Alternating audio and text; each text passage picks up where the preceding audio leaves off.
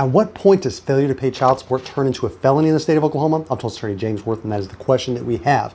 So child support in Oklahoma, it's based on Oklahoma child support guidelines. It is done by a court order.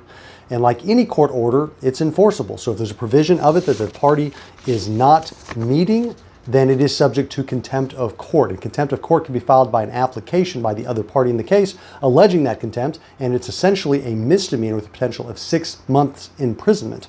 So if you can show that they failed to pay child support when they were supposed to pursuant to court order, then that could be a misdemeanor contempt. But the question that we were provided is, when does it become a felony? Well, separate from the contempt statute that can be filed by the other party, in a child support case would be the other parent generally, there's also a criminal statute, omission to provide for a child.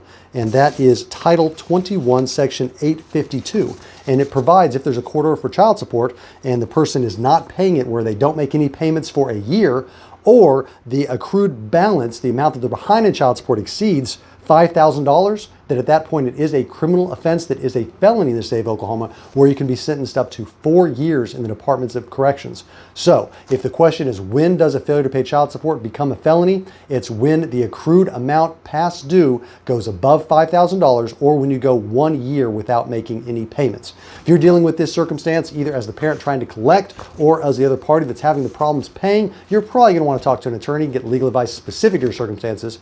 To schedule that with an attorney at my office, go online to makelawEasy.com.